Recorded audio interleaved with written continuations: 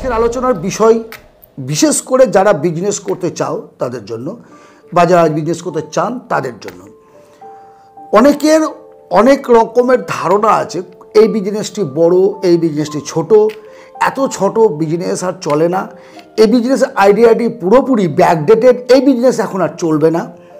তাদের জন্যই বলছি বিশেষ করে আজকের এই সময়ে একটু তাকিয়ে দেখো, তুমি চারিদিকে লক্ষ্য করো, বড় বড় বিগ কোম্পানি যেগুলো বড় company, ITC, Johnson and Johnson, Himalaya, বিভিন্ন যে কোম্পানিগুলো আছে বড় কোম্পানিগুলো, তারা সবচেয়ে ছোট যে প্রোডাক্ট যেটা তুমি মনে করছো সেটাও কিন্তু তৈরি করছে।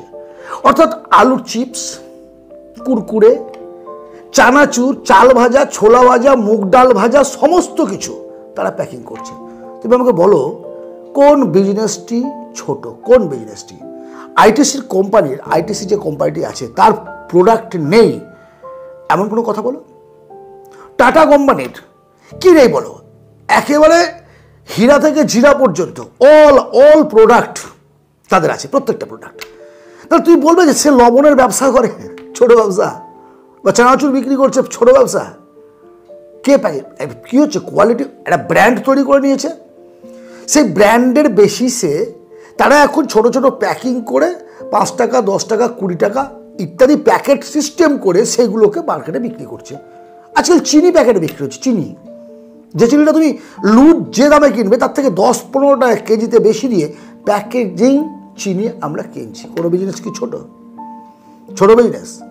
যে ছোট বিজনেস আইডিয়াগুলো আমি তোমাকে শেয়ার করি বা তুমি তোমার চারিপাশে দেখছো, বড় কোম্পানিরাও কিন্তু সেই ব্যবসাটা করছে, বড় প্যাকেজিংয়ে করছে বলতে পারো। সো যদি বিজনেস মানসিকতা তোমার থাকে, যদি মনে করো যে আমি বিজনেস করব, তাহলে তোমাকে তোমার ভালোবাসার যে কাজটা সেটা করতে হবে। লোকে সেই ব্যবসাটি ছোট বললো না বড় বললো সেটা তোমার দেখে লাভ নাই। আমার একটা বন্ধুই বলবো, যখন আমি স্কুলে পড়তাম, এইচএস পড়তাম, দেন রেলগেটের পাশে সে জুতো সেলাই করতো, ছেঁড়া জুতো সেলাই করতো, পিন মারতো।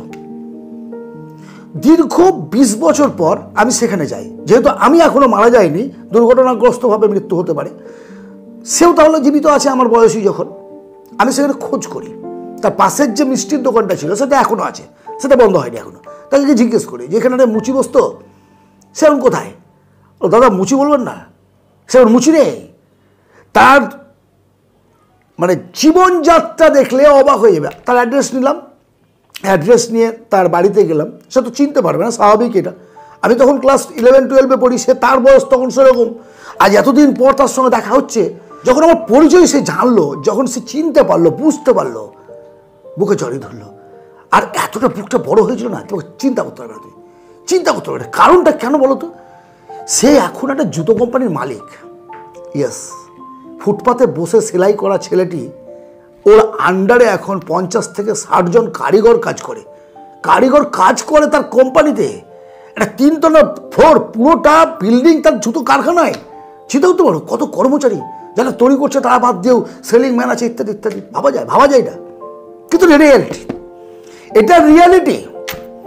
আমি 3-4 দিন আগে একটা দর্জির কথা বলেছি, টেলারের কথা বলেছি, যে ফুটপাতে বসে কাপড় সেলাই করতো, পুরনো কাপড়। সে এখন এন্টারপ্রেনারশিপ বলো, তুমি বলতেই পারো, সে একটা কোম্পানির মালিক। সে বিভিন্ন স্কুলের পোশাক তৈরি করে। যদি ভালো না লাগে না, কোনো ব্যবসা ভালো লাগবে না। ক্ষমতা নেই, ওয়াকাত নেই, তোমার নিজের ক্যাপিটাল নেই, বাবার পরিবারের দেওয়ার ক্ষমতা নেই, আর তুমি একটা গাড়ির শোরুমের স্বপ্ন দেখছো, 4 চাকার শোরুম করবে তুমি, শোরুমের স্বপ্ন। আর এদিকে সাইকেলের লিক সারানোর পয়সা নেই। লজ্জা করে না? কাজকে ছোট বলছো, কাজকে। কোন কাজ ছোট? আর কোন বড় কোম্পানি ছোট কাজ করে না? আমাকে তুমি উদাহরণ দিতে পারবে না। শোনো, জীবনের যুদ্ধক্ষেত্রে নেমে যে অভিজ্ঞতাটা হয়, ঘরে বসে থেকে সেটা হয় না। আজ গত 1.5 বছর হলো আমার ইউটিউবে আসা। তার আগের মুহূর্ত পর্যন্ত আমার সংসার চলেনি, আমি দাঁড়াইনি, আমি চলিনি। ইউটিউব থেকে এখনো আমি 5 টাকা আমার পকেটে ভরি না। ইয়েস, এটা রিয়ালিটি। তোমাদের প্রত্যেককে আমি আমন্ত্রণ জানাই, তোমার প্রত্যেকে ব্যক্তিগতভাবে আমার ফোন নাম্বার চাও। সো সরি, আমি ওপেন প্ল্যাটফর্মে ফোন নাম্বার দিতে পারি না, কারণ আমি সারাদিন ব্যস্ত থাকি। এই ভিডিওর টাইমটা বার করে নিয়ে আমার আড্ডার টাইমকে কমিয়ে এখানে আমি তোমাদের সঙ্গে শেয়ার করি। আমার অভিজ্ঞতা, আমার ফেলিওর, আমার সমস্ত কিছুকে নিয়েই আমার জীবনের এই ভিডিওতে এসেছি, ইউটিউবে এসেছি, এই প্ল্যাটফর্মে এসেছি।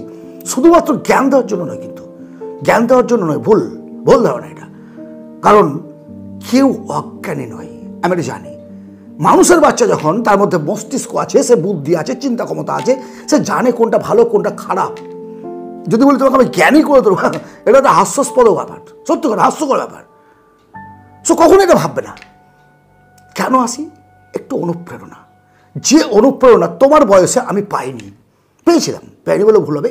এই যে দেখছো বইগুলো, এই বইগুলো আমার অনুপ্রেরণা। কিন্তু এইভাবে কথা শোনার তখন এত কিছু ছিল না, যেটা জিও এসে করেছে। একটা বিজনেস আইডিয়া চিন্তা করো না, 2 বছর মানুষকে ফ্রি চালিয়ে দিল নেটের উপরে। এমনভাবে কায়দা করে নেটটাকে মানুষের হাতে ধরিয়ে দিল, আজ নেট ছাড়া ফোন চালাতে পারে না কেউ। এটা বিজনেস টিপস, বিজনেস পলিসি। সবচেয়ে ছোট ব্যবসা যেটাকে তুমি মনে করো, সেই বিজনেসম্যান সবচেয়ে বেশি ইনকাম করে, সবচেয়ে বেশি ইনকাম করে। ইয়েস, কোনো অংশে সে একটা সার্ভিসম্যানের থেকে কম ইনকাম করে না। সুতরাং কাউকে ছোট করবে না, কাউকে বড় বলবে না। নিজের যেটা ভালো লাগে, নিজের যেটা ভালো বোঝো সেটা করো। যদি কোনো সমস্যার পরে প্রশ্ন করো, আমি এইভাবে প্রতিটা ভিডিওর মধ্যে আমি তোমাদের প্রশ্নের অ্যান্সার দেই, এইভাবে আমি উত্তর দিতে থাকবো আমি আমার সময় মতো। ভালো থেকো। যদি বিজনেস করতে চাও, আবারও বলছি, ছোট বড় ভাববে না, তোমার ভালো লাগার কাজটি এই মুহূর্তে শুরু করো। সময় চলে গেলে আর আসবে না ভাই। সময় এমন একটা জিনিস যেটা সবার জন্য সমান, সবার জন্য, কোটিপতি থেকে ভিখারি পর্যন্ত। সো সময়টা অবহেলা না করে, ফালতু গসিপ না করে, কোনো কিছু না ভেবে, তুমি যেটা জানো, তোমার যেটা স্কিল আছে সেটাকে নিয়ে কাজ করো। অনলাইন বিজনেস করা যায়, অফলাইন করা যায়, টিচিং করা যায়, আবার অ্যাডভাইস দেওয়া যায়, মোটিভেশন দেওয়া যায়, আবার একটুখানি এন্টারটেনমেন্টও করা যায়। ভালো থেকো। ভালো লাগলে একটা লাইক, সাবস্ক্রাইব, শেয়ার করো, সাবস্ক্রাইব করো। সঙ্গে থেকো, ভালো থেকো, আনন্দ থেকো। পরবর্তী ভিডিওতে আবার কথা হবে। ধন্যবাদ।